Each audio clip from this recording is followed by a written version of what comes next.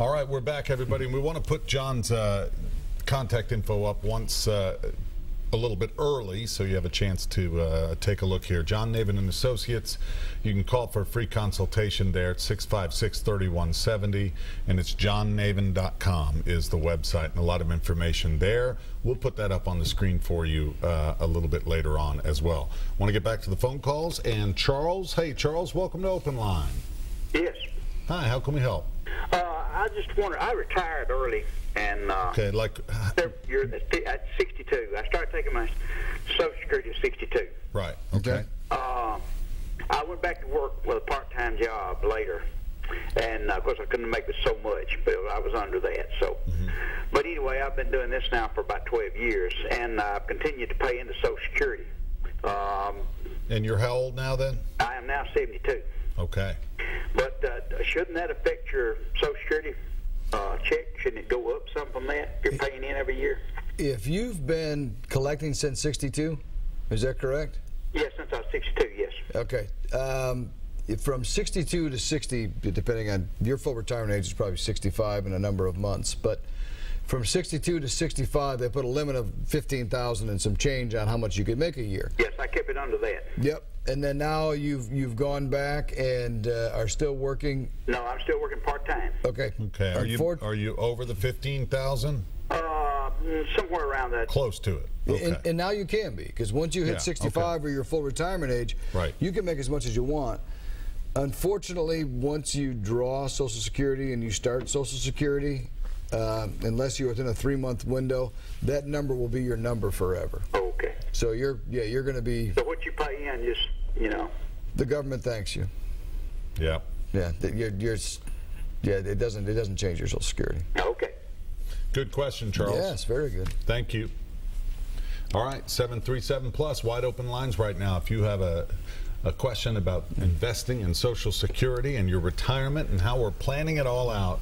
An article here that I pulled earlier, John, about why kids can be Social Security game changers. And it talks about, I'll just read quote a little bit. You may already know that children can collect Social Security based on the earnings of a parent who's either disabled or dead. But it's also true that once you claim retirement benefits, your unmarried children are due money until their 18th birthday. It says, even if both parents are alive and in good health. What is that all about? It just talks about waiting a little later in life to have kids. Yeah, there could be survivor benefits. Right. Like we've got some clients that are on Social Security, but their kids are, because they got remarried, and so the kids are now maybe only 17 years old. If they're on Social Security and have reached that age, the kids are entitled to a benefit. Wow. Yeah. So the kids will get a piece of it. Something didn't even realize. Yeah. Yeah. When you file for retirement, each of your kids can get money equaling half of what you would be entitled to receive at full retirement age, which currently is 66.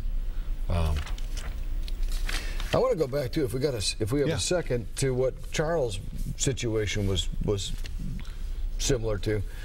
That's one of the things, if we said there's some mistakes that people make sometimes, not that was necessarily in his situation, I'm not saying that, but once you start drawing that Social Security, then you're locked in forever. So if your full retirement age is 66, that's the full dollar amount you're going to get. So let's say it's $2,000 at 66. If you take it at 62, you get 75% of that. So they reduce the benefit 25%, or now you're down to $1,500. That $1,500 is your payment forever.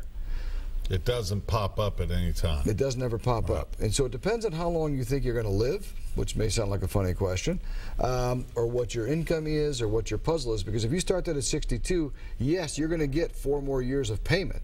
So you're going to get $1,500 a month for 4 more years. But at 66, it bumps up. If you would have waited, the spread is typically about 14 years.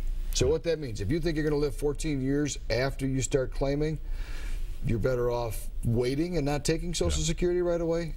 If you think you're going to pass away sooner, or if you have health issues or something of the sort, take Social Security at 62, because you'll get the benefit now, more money. Sure. All right, let's go to Marcia. Hi, Marcia. Welcome. Hi, thank you.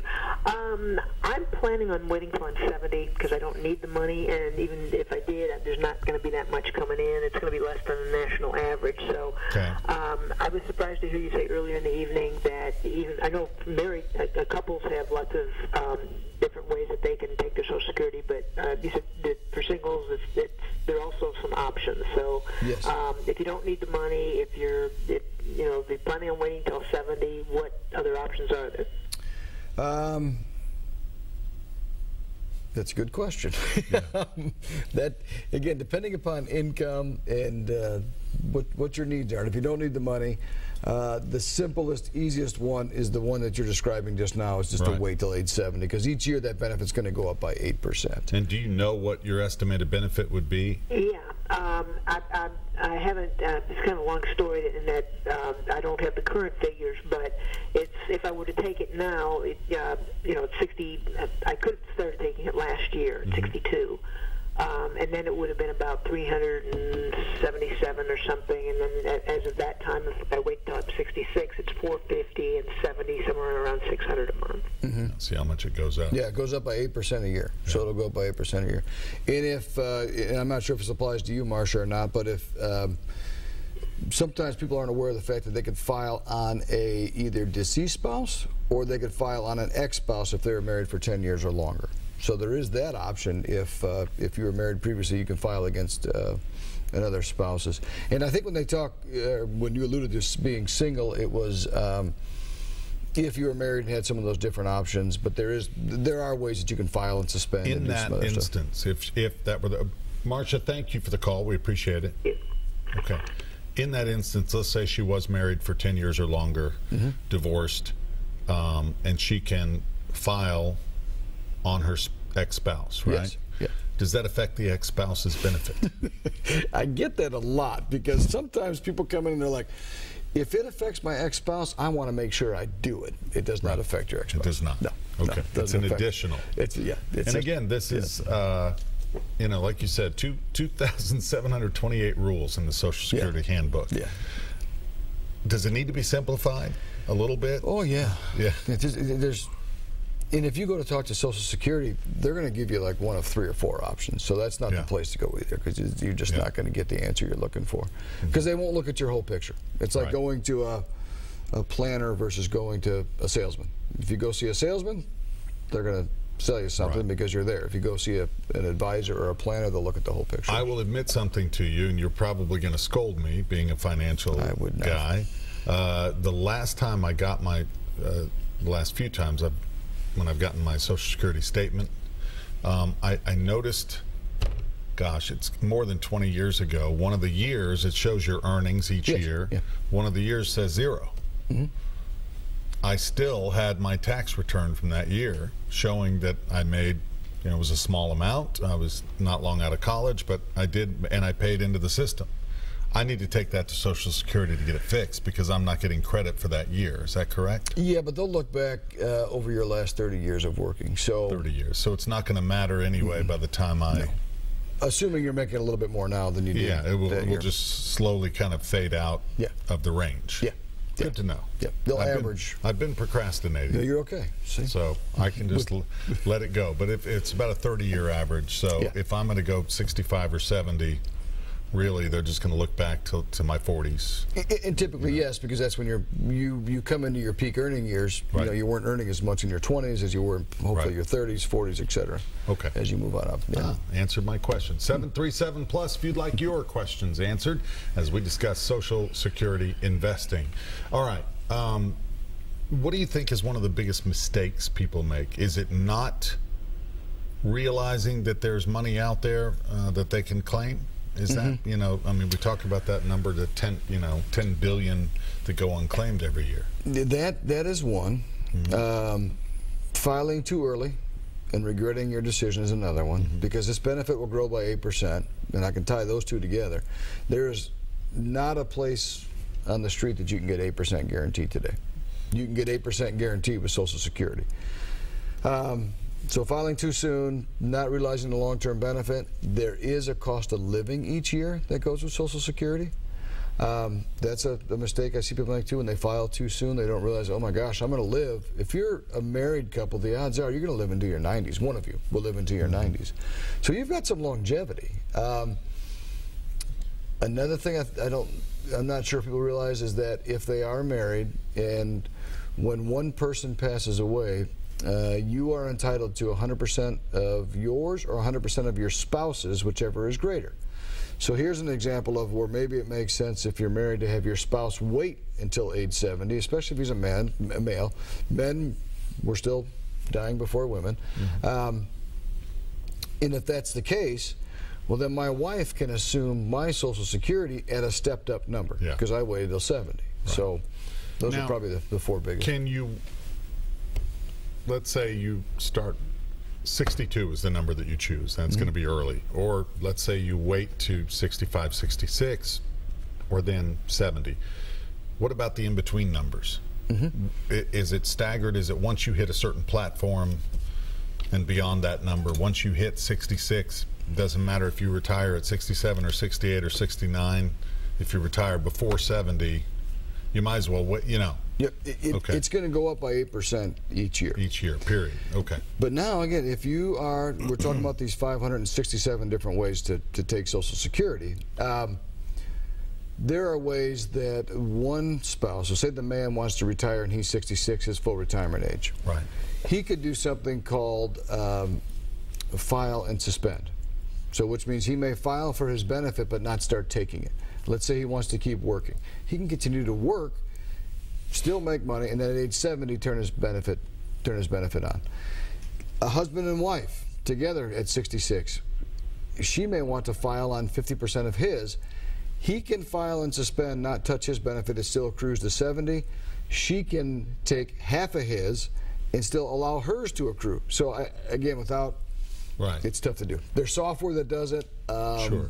We need a dry erase board to illustrate, but sit down and talk with a professional because there are so many. What about for people though who it's really going to be their primary source of income?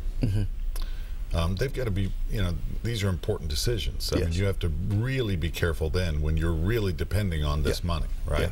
Yeah. You want to make sure that you seek out some advice and take it at the best possible time. And again, that's where the puzzle comes into play, where you take a look at everything that you possibly could utilize. You know, we had the woman who was talking about her home. Well, maybe we can sell off a piece of the home and invest some of that money and live off that for a number of years to defer this Social Security. Just know your options. Sure. All right, let's go back to the phones. Jenna's on line 1. Hi, Jenna. Hello. Hey, thanks for calling in. What's on your mind? Well, when I got divorced at 62, I started taking my Social Security. So when I called Social Security, they did not inform me that if I got it early, that my benefits would be cut. Because I didn't have to get it then, but nobody told me not to. Right. So therefore, now I need more, and now it's cut. When you mean by cut, meaning that you weren't going to get as much as if you had waited until 65 or 6 or later, right? In fact, I'm 68 now. Yeah. But I could have waited because I had alimony. Right. But nobody told me, even Social Security did not tell me, don't do this if you don't need to. Yeah. Right. And so now you are, like what John said earlier, you're receiving that benefit that you're receiving is set. It's a set amount? Correct. Right. And you were hoping that it would go up. Well, I knew once they told me later on, I learned that you shouldn't do that early. But nobody bothered to tell me, and I'm usually very on top of these things. Right. Yep. No, I'm sorry. Nobody told me, or I wouldn't have done it. Now I'm getting less than I would have gotten. Yes. No, I'm sorry to hear that. So again, that's a perfect example of why you know, a little bit of planning and and it becomes overwhelming. So in her defense and in everybody else out there's defense, it becomes so much information, and with the way the world moves now, so quick, so fast. For example, I heard a few years ago there's more information in one Sunday New York Times than a person born in the 1800s would have seen their whole entire life. So we're bombarded with this. Is like one more thing we have to deal with, so we're hoping somebody can give us a quick answer. But these are critical. These you want to, when it comes to your money, and it doesn't matter how much you have, I mean, if I see somebody with 50,000 or I see somebody with 5 million, they both care about their money because it's what they have. So take some time to see what you can do, and I'm happy to help because I hate to see people get taken advantage of. We'll take another break, everybody, and continue on with John Navin right after this.